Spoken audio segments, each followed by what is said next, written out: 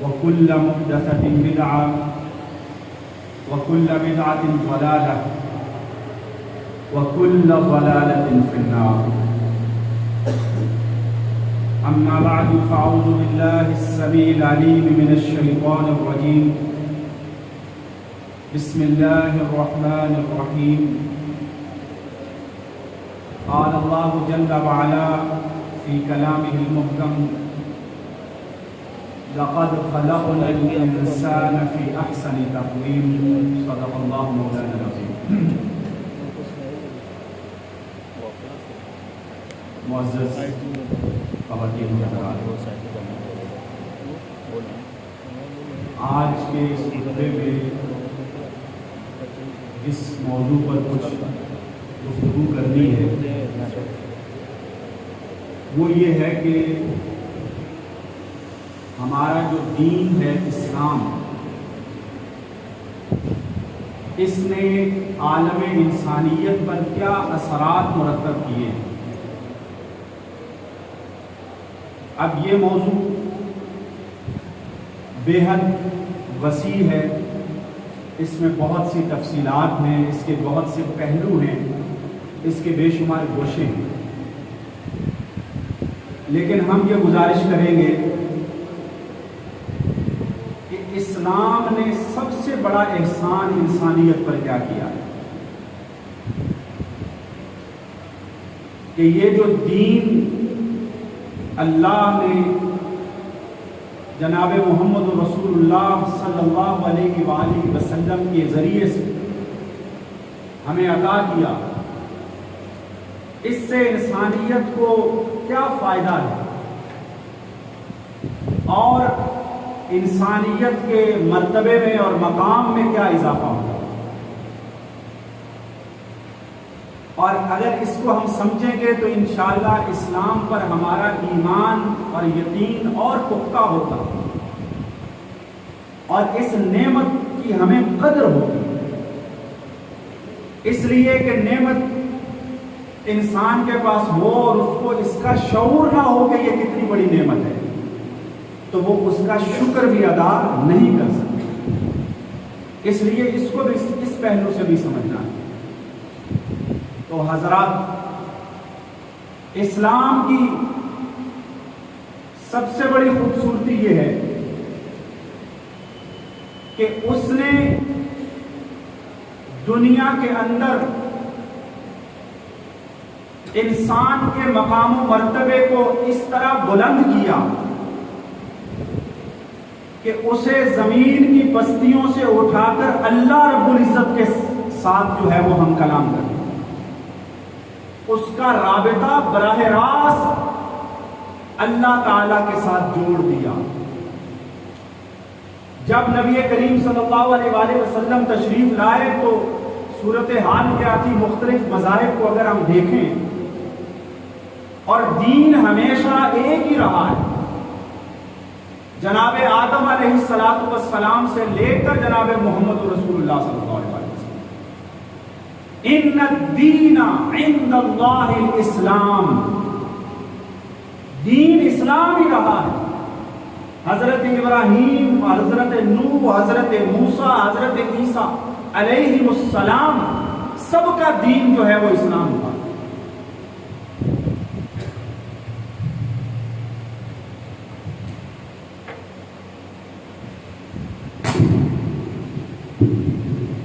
دین ایک ہے اور اس کو رسول اللہ صلی اللہ علیہ وآلہ وسلم نے بیان بھی فرمایا کہ انبیاء اخوۃ لعلات، انبیاء علاتی بھائی ہیں. بھائی اور بہن کا رشتہ تین طرح کا ہو سکتا ہے. ایک کو عربی میں عینی بھائی کہتے ہیں، جس کا معنی ہے کہ ماں اور باپ دونوں ایک ہی ہیں. دوسرا اخیافی بہن بھائی ہوتے ہیں کہ جن کی ماں تو ایک ہوتی ہے، باپ مختلف ہوتے ہیں. اور تیسری قسم کو اللاتی بہن بھائی کہتے ہیں. کہ جن کا باپ ایک ہوتا ہے مائیں مختلف ہوتی ہیں. تو رسول اللہ صلی اللہ علیہ وسلم نے تشبیہ کے ساتھ سمجھایا کہ ہم انبیاء کا گروہ، ہماری جو اصل بنیاد ہے وہ ایک ہے، دینہم واحد و امہاتہم شتیٰ، کہ دین ایک ہے، عقیدہ ایک ہے، ایمانیات کی چیزیں ہمیشہ سے مشترک ہیں، لیکن شریعتیں، دین پر عمل کرنے کے طریقے، ان میں تبدیلی آتی رہی. کہ نماز پہلی شریعتوں میں اور طریقے پر تھی، اس کی تعداد اور تھی، اس کے اوقات میں فرق ہو سکتا ہے، اور اسی طرح زکوٰۃ ہے، حج ہے، ان کے طریقوں میں کچھ نہ کچھ فرق موجود تھا. لیکن دین اصل کس پر کھڑا ہے؟ وہ عقائد پر کھڑا ہے. اللہ ایک ہے، وحدہ لا شریک. انبیاء اس کے نمائندے ہیں، اس کی جو بھیجی گئی کتابیں ان پر ایمان رکھنا لازم ہے، یہ اس کی ہدایات کے صحیفے ہیں. آخرت کا وجود برحق ہے، قیامت آئے گی، جزا و سزا کا سلسلہ ہوگا، اور پھر جنت اور دوزخ بھی برحق ہیں کہ کامیاب جنتوں کے مہمان بنیں گے اور ناکام ہونے والے دوزخ میں پھینکے جائیں. یہ وہ عقائد ہیں کہ جو ہر نبی نے اپنے دور میں اپنی امت کو ان کی تعلیم دی، لیکن ان کے جانے کے بعد ان کی امتوں نے اپنی کتابوں میں تحریف کر دی اور اپنی طرف سے اضافے کر دیے، کمی کر دی. اس طریقے سے وہ دین جو ہے اس کی صورت مسخ ہو گئی. تو اب اللہ کے رسول صلی اللہ علیہ وسلم آئے. تو اب کیا تھا کہ کرسچینٹی میں کیا تھا کہ تمام انسان گنہگار ہیں، اور حضرت عیسیٰ علیہ السلام نے ان کا کفارہ دیا ہے سولی پر چڑھ کر. تو اوریجنل سن، تو انسان اصل میں کیا ہے؟ وہ پلید ہے، نجس ہے، گنہگار ہے، اور وہ کفارہ جو ہے وہ حضرت عیسیٰ کو دینا پڑا پوری انسانیت کا. اور ادھر جو یہود تھے وہ کیا سمجھتے تھے؟ وہ فخر میں مبتلا تھے کہ لن تمسنا النار الا ایاما معدودہ، ہم تو خدا کے لاڈلے ہیں. ان میں تکبر تھا.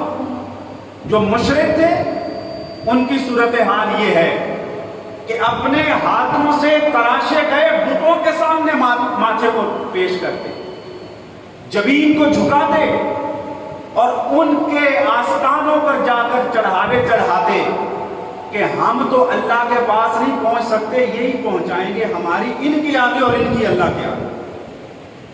ما نعبدهم الا لیقربونا الی اللہ زلفا، ہم ان کی عبادت اور پرستش اور بندگی اور پوجا اس لیے کرتے ہیں کہ یہ ہمیں اللہ کے قریب کریں گے. تو اللہ اور اپنے درمیان ان بتوں کو، صالحین کو، اولیاء کو، نیک لوگوں کو واسطہ اور وسیلہ بنایا ہوا. سورہ زمر کو پڑھیں، اللہ نے کہا کہ نہیں، الا للہ الدین الخالص. تو اب ان عقائد کو اگر آپ دیکھیں، ان نظریات کو دیکھیں، ان خیالات کو دیکھیں، تو ان کے اندر یا تو انسان کی توہین ہے کہ انسان ایک پتھر کے ٹکڑے کو لے کر اس کو تراشتا ہے اور پھر اس کے سامنے جھکتا ہے، لکڑی کا بت اپنے ہاتھوں سے بناتا ہے اور پھر سجدہ بھی اسی کو کرتا ہے.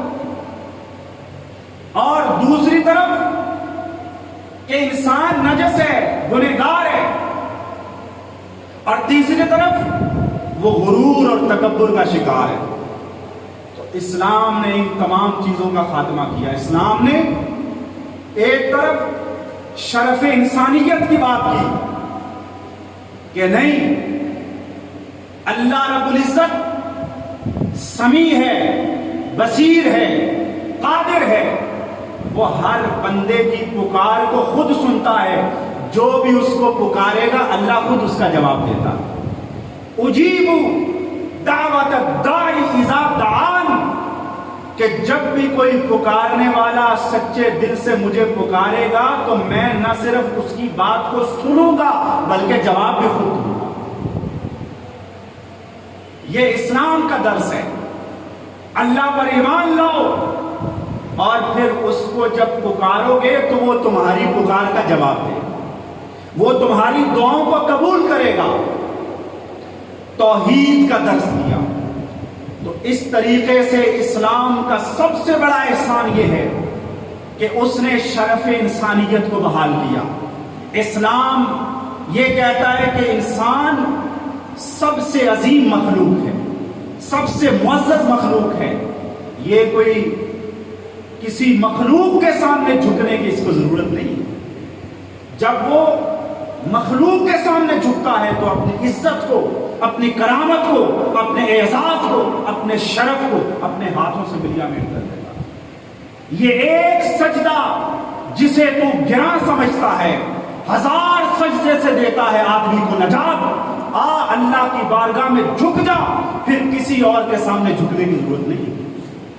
تیری ساری مرادیں یہیں سے پوری ہوں گی، تیرے سارے مسائل یہیں سے حل ہوں گے، اور تجھے ہر مصیبت سے اگر کوئی نجات دے گا تو وہ اللہ، تیری ہر مشکل اگر دور ہوگی تو وہ اللہ دور کرے، تیرے رزق میں کوئی مسئلہ ہے، کمی ہے، فراخی اللہ عطا کرے، تجھے بیماری ہے، اذا مرضت فہو یشفین، حضرت ابراہیم علیہ السلام کہتے ہیں جب میں بیمار ہوتا ہوں تو میرا اللہ مجھے شفا بخشتا ہے۔ تو اسلام نے شرف انسانیت کو بحال کیا اور پھر فرمایا وَلَقَدْ كَرَّمْنَا بَنِي آدم، ہم نے بنی آدم کو تکریم عطا کی، اس کو عزت عطا کی، اس کو معزز بنایا۔ اب یہ اس کی عزت کے خلاف ہے کہ پتھر کا ایک ٹکڑا جو نہ بول سکتا ہے نہ سن سکتا، انسان کی پیشانی اس کے سامنے جھکے، قبر کی ڈھیری پہ جھکے، کسی مزار کی چوکھٹ پہ جھکے، کسی شجر و حجر کے سامنے جھکے، کسی سورج اور چاند اور ستارے کے سامنے جھکے، یہ انسان کی توہین ہے۔ انسان اتنا معزز ہے کہ اگر یہ جھک سکتا ہے تو خالق کائنات کے سامنے جھکتا ہے۔ اور یہاں تک کہا کہ یہ انسان، یہ پتھر، یہ درخت، یہ سورج اور چاند اور ستارے، اگر مخلوقات میں کوئی سب سے افضل ترین ہستی ہے، خیر البشر ہے، افضل البشر ہے، تو وہ محمد رسول اللہ صلی اللہ علیہ وآلہ وسلم۔ ایک صحابی شام گئے، دیکھا کہ وہاں کے لوگ اپنے بادشاہ کی تعظیم کرتے ہیں تو سجدہ کرتے ہیں، باقاعدہ دربار میں آئے، سجدہ کیا اور پھر بیٹھے۔ تو وہ جب وہاں سے آئے رسول اللہ صلی اللہ علیہ وآلہ وسلم کی خدمت میں حاضر ہوئے سلام کرنے کے لیے، تو آتے ہی سجدہ کر دیا۔ اب کس کو سجدہ کر رہے ہیں؟ کسی قبر کو نہیں کر رہے، کسی درخت کو نہیں کر رہے، کسی اور مخلوق کو نہیں کر رہے، جو اللہ رب العزت کی ذات کے بعد سب سے بہترین ہستی ہے وہ محمد رسول اللہ صلی اللہ علیہ وسلم، ان کو سجدہ کر رہے۔ تو اللہ کے رسول صلی اللہ علیہ وسلم نے فرمایا یہ کیا؟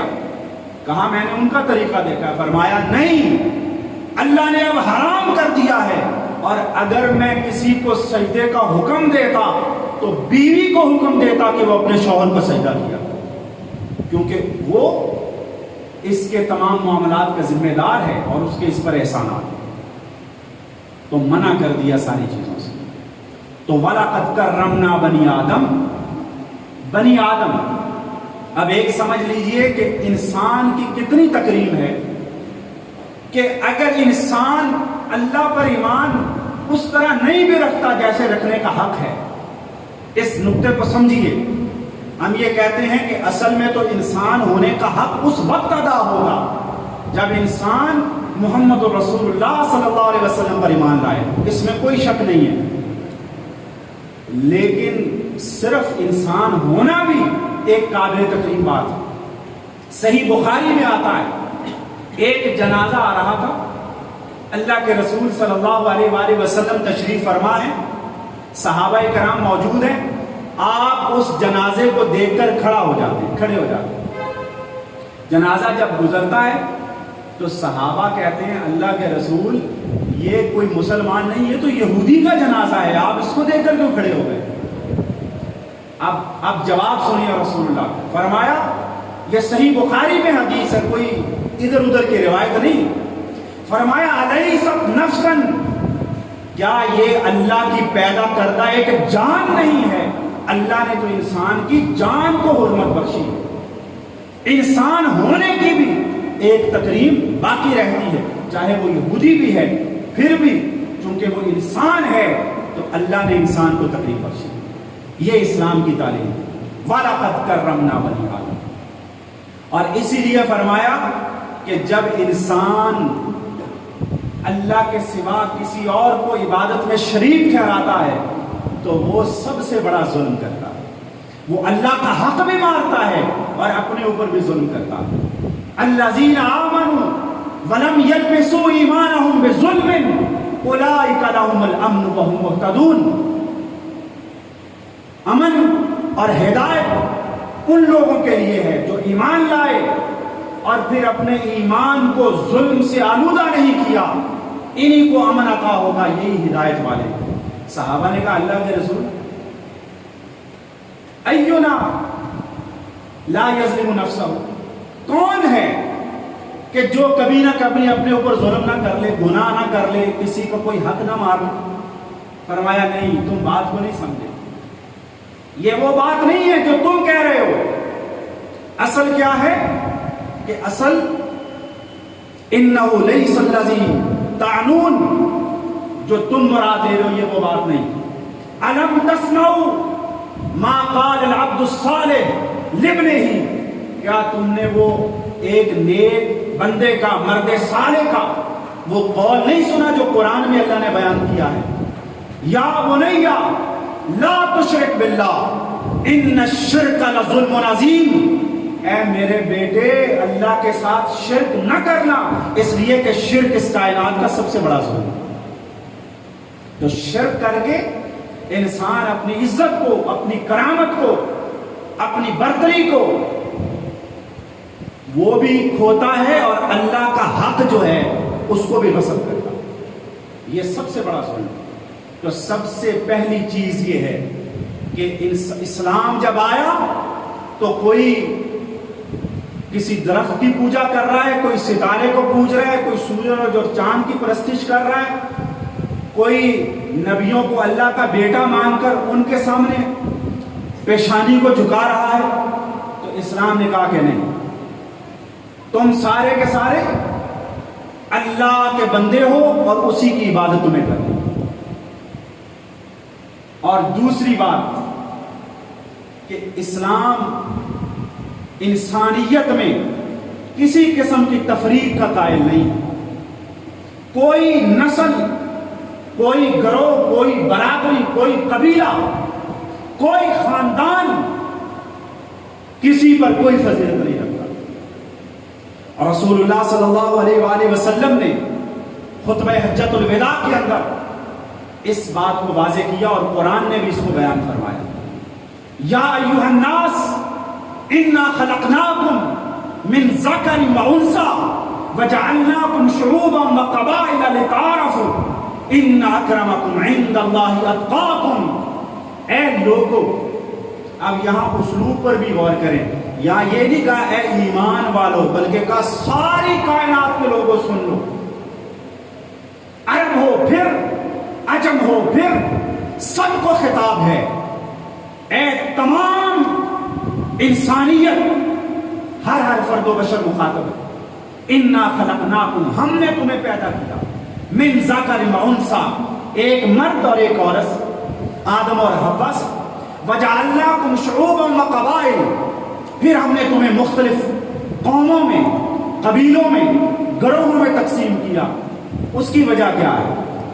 لتعارفوا، صرف تمہیں تعارف ہو جائے، جب تم ملو تمہیں پتہ چل جائے یہ کس برادری کا ہے، یہ کس نسل کا ہے، یہ کس قبیلے کا ہے، اس کی زبان کیا ہے، اس کا علاقہ کیا ہے، بس یہ تعارف ہے۔ کوئی یہ نہیں کہہ سکتا کہ میرا قبیلہ تم سے افضل ہے لہذا تم مجھ سے کمتر ہو۔ یہ اسلام کا دوسرا احسان ہے۔ ہمارے اس خطے میں سب سے بڑا مذہب ہندو مت، یا سب سے پرانا کہہ لیجیے اس خطے کے اندر، تو انہوں نے کیا کیا کہ انسانوں کو تقسیم کر دیا، یہ برہمن ہے، یہ کھشتری ہے، یہ ویش ہے، اور یہ شودر ہے۔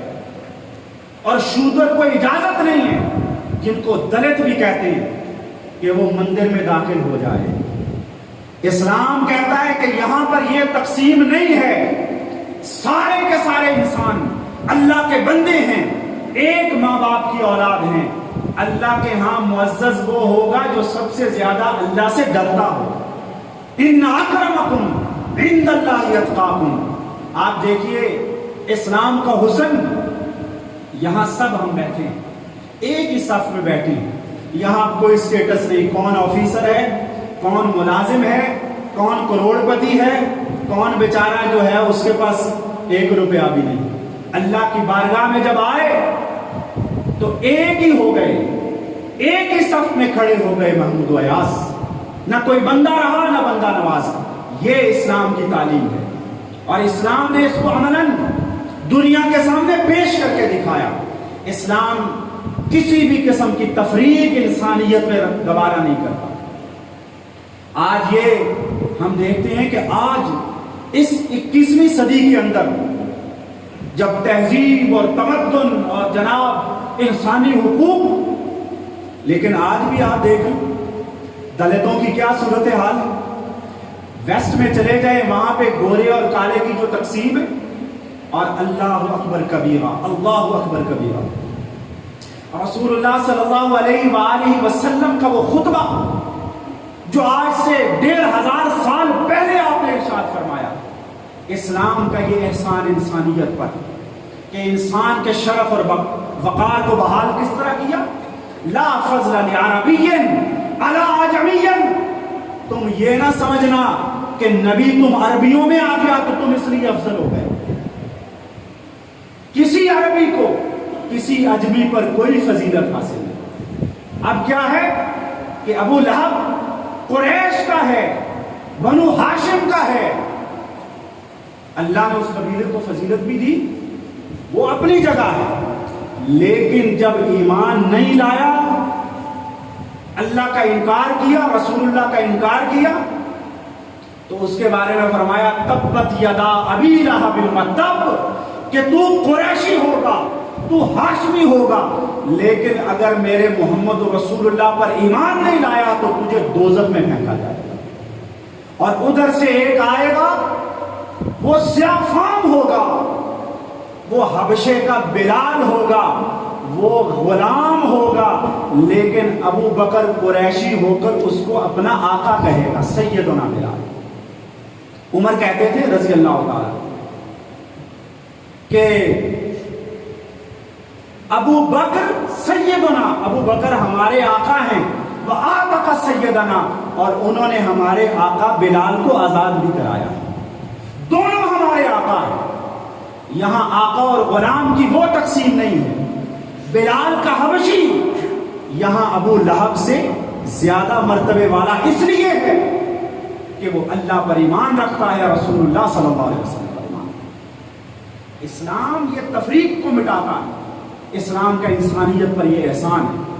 آپ مجھے بتائیے کہ آج یہ UN کا چارٹر ہیومن رائٹس کو کیا پروٹیکشن دے گا جو محمد رسول اللہ صلی اللہ علیہ وسلم نے دے گا، اور جو وہ وہاں پر خود بیٹھے ہیں، G8 اور جناب نیٹو اور ویٹو پاورز والے، تو وہ تفریق تو خود انہوں نے کر دی کہ جس کی لاٹھی اس کی بھینس، جس کے پاس طاقت ہوگی بات اس کی مانی جائے گی، اور جو بیچارہ کمزور ہوگا چاہے وہ حق پر بھی ہو اس کی بات نہیں مانی جائے گی، تمہیں دہشت گرد قرار دیا جائے گا۔ اس لیے کہ جرم ضعیفی کی سزا ہے مرگ مفاجات. تم آج کمزور ہو, تمہاری بات کوئی نہیں سنے گا. عافیہ صدیقہ کو 86 سال قید ہوگی. جرم یہ ہوگا کہ اس نے کوشش کی تھی مارنے کی, اور ریمنڈ ڈیوس 3 کو یہاں پر دن دہاڑے کچل کر آزاد پھرتا رہے. اسلام عدل کی بات کرتا ہے. اسی سے اگلے نقطے پر آئیے. اسلام کا عالم انسانیت پر احسان اگلا یہ ہے کہ اسلام نے عدل کا پیمانہ دیا. اسلام نے جہاں تفریق کو ختم کیا وہیں عدل کی بات کی. اور عدل میں کیا کہا؟ ان اللہ یامر بالعدل, اللہ تمہیں حکم دیتا ہے عدل کرنے کا. اور عدل کس لیول پہ کرنا ہے؟ دو پہلو ہو سکتے ہیں کہ میں کہوں کہ اگر عدل میں میرا فائدہ ہے تو پھر تو ٹھیک ہے, اور اگر میرے دشمن کی بات صحیح ہے, مخالف ہے, میرا اس سے کوئی اختلاف ہے, کوئی جھگڑا ہے, تو میں کہوں کہ اب یہاں عدل نہیں کرنا ورنہ اس کو حق مل جائے گا تو ڈنڈی ماری جائے. اللہ اکبر. اسلام کی تعلیمات کو دیکھیں. لا یجرمنکم شنآن قوم علی الا تعدلوا.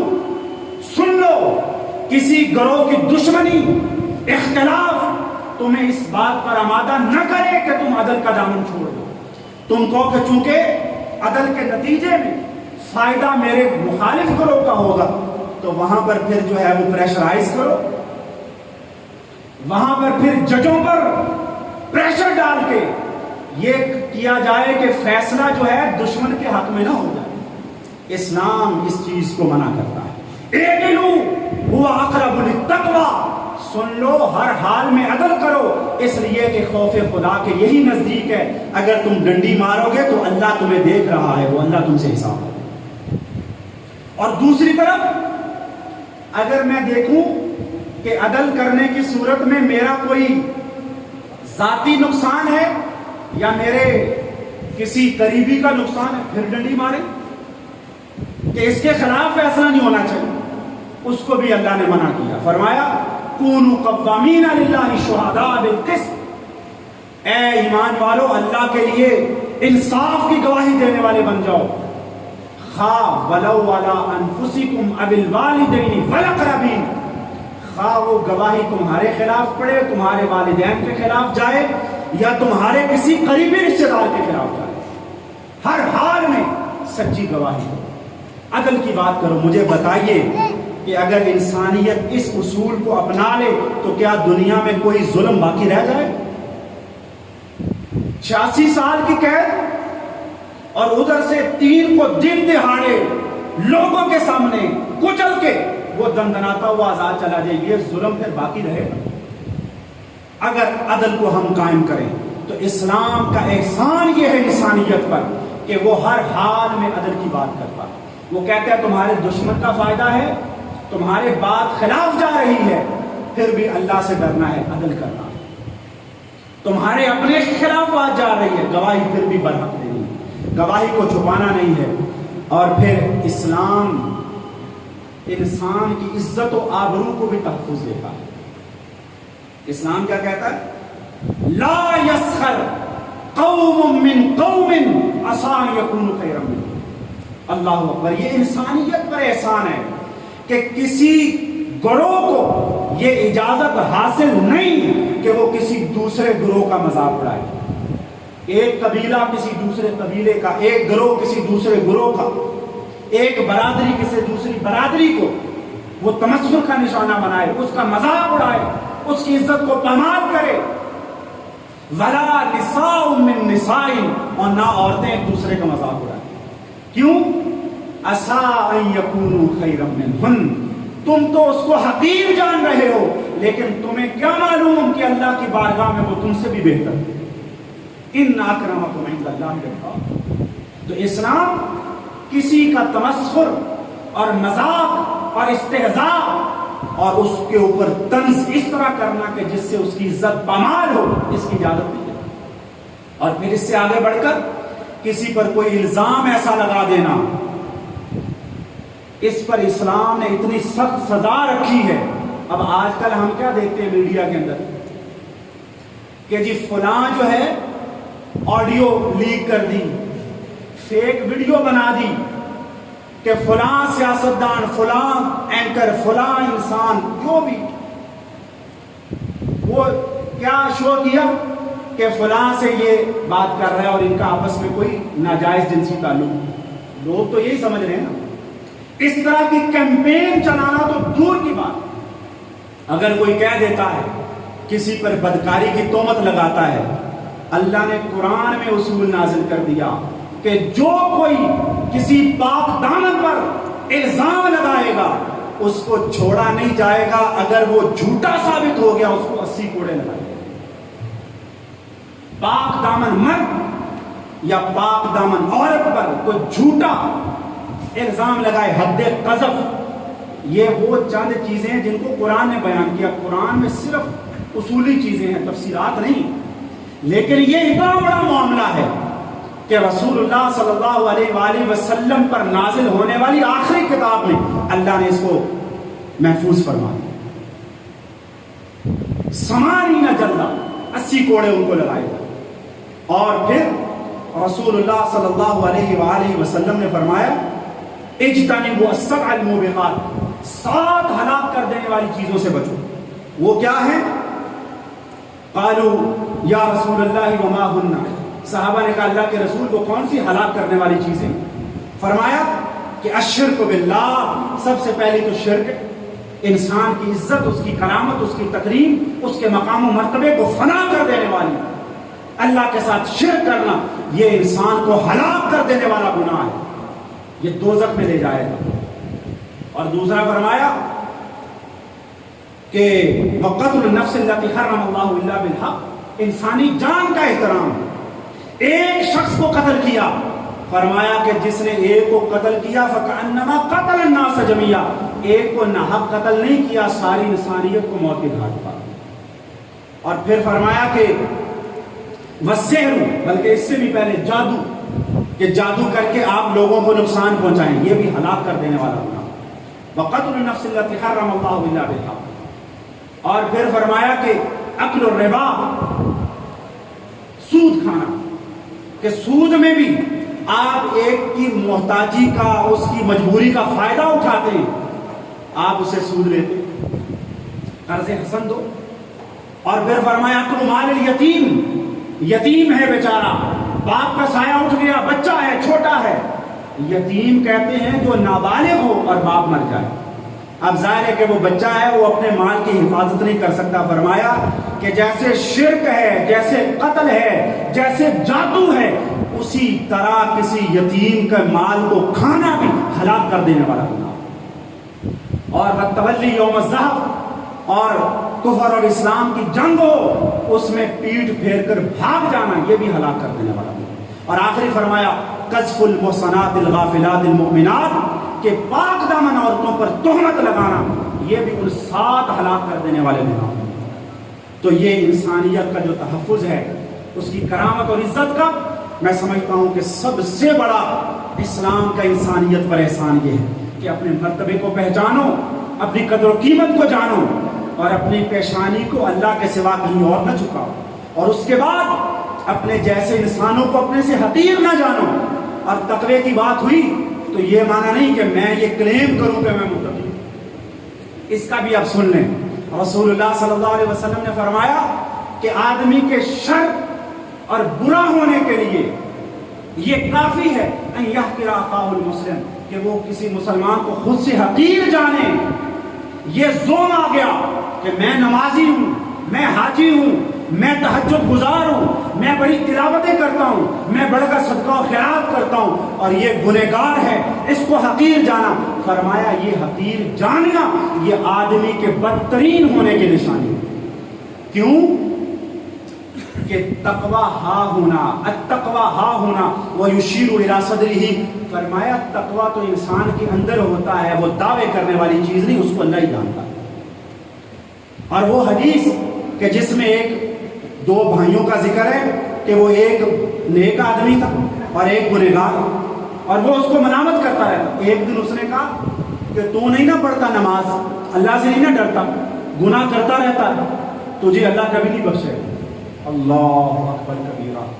رسول اللہ نے فرمایا صلی اللہ علیہ وسلم، اللہ نے کہا اس کو تو میں نے بخش دیا اور تجھے میں نے دوسری بنا دی، تو کون ہوتا ہے میری رحمت کو محدود کرنے والا؟ اس لیے کہ جب تک انسان کی موت نہیں آتی، دروازہ توبہ کا کھلا ہے، اللہ کسی لمحے بھی توفیق دے دے اور وہ تجھ سے بھی اونچے درجات ہو۔ اللہ مرتے تک وہ 99 کا قاتل آیا عالم کے پاس، یہ آخری بات، اس نے کہا میری توبہ ہے؟ تو کہا کہ نہیں ہے، اس نے اس عالم کو بھی قتل کر، چلو بھی 100 سینچری پوری ہو گئی۔ یہ صحیح حدیث ہے۔ اب پھر اندر سے پشیمان ہے تو آگے کسی دوسرے عالم کے پاس گیا، وہ بڑے عالم تھے، سمجھدار، اس نے کہا بالکل تیری توبہ اللہ قبول کر سکتا ہے، تو نے گناہ تو بہت بڑا کیا ہے کہ 100 بندے کو قتل کیا، ایک کی سزا دوزخ ہے، لیکن اللہ نے یہ کہا ہے کہ جب انسان توبہ کر لیتا ہے تو سابقہ سارے گناہوں کو معاف کر، سچی توبہ۔ تو ایسے کر، اللہ سے توبہ کر لے اور اس بستی میں جہاں تو رہتا ہے، قاتلوں گنہگاروں کی بستی ہے، اس کو چھوڑ اور فلاں بستی میں چلا جا، نیک لوگوں میں، اچھے لوگوں میں رہ، صحبت جو ہے اس کا اثر ہوتا۔ وہ نکلا، اب اس بستی کی طرف جا رہا ہے، جو ہی نکلا تو موت آ گئی، مر گیا۔ اب فرشتوں کے 2 گروہ آ گئے، ایک نے کہا اس کی روح کو جنت میں لے جانا ہے اس لیے کہ توبہ کر چکا ہے، دوسروں نے کہا کہ نہیں، ابھی تو یہ اس بستی میں نہیں پہنچا، تو وہاں پہنچتا تو پھر ہے نا، یہ تو ابھی ادھر ہی قریب ہے۔ رسول اللہ نے فرمایا صلی اللہ علیہ وسلم، اللہ نے کہا کہ ایسے کرو کہ زمین کی پیمائش کر لو، یہ صحیح حدیث ہے۔ اب بظاہر فاصلہ جو ہے ادھر کا زیادہ تھا، اللہ نے زمین کو سکڑنے کا حکم دیا، زمین سکڑ گئی، جب پیمائش نکلی تو انہوں نے کہا واقعی یہ تو ادھر قریب ہے، لہٰذا اس کو جنت میں۔ جب سچے دل سے توبہ کرو گے اللہ تمہارے لیے دروازے کھولے گا۔ انسانیت میں کسی کو حقیر نہ جانو، مرنے سے پہلے کیا امکان، رسول اللہ کی وہ بھی حدیث مجھے یاد آ گئی کہ انسان ساری عمر نیک اعمال کرتا رہتا ہے، آخر میں تقدیر کا لکھا غالب آ جاتا ہے، ایسے اعمال کرتا ہے کہ دوزخی بن کے دنیا سے رخصت ہوتا ہے، اور دوسرا ساری عمر گناہ میں گزرتی ہے، آخر عمر میں اللہ کی توفیق شامل حال ہوتی ہے، ایسے اعمال کرتا ہے، ایسی سچی توبہ کرتا ہے، اللہ جنتی بنا دیتا ہے۔ تو لہٰذا کسی کو حقیر نہ جانے، ہر ایک کا احترام کریں اور ہر ایک کی بھلائی کے لیے، بہتری کے لیے کام کریں، اپنے دل کو صاف کریں اور اسلام کے اس پیغام امن کو، پیغام محبت کو، پیغام احترام انسانیت کو دنیا تک پہنچائیں۔ اللہ ہمیں اس کی توفیق عطا فرمائے۔ وآخر دعوانا الحمدللہ۔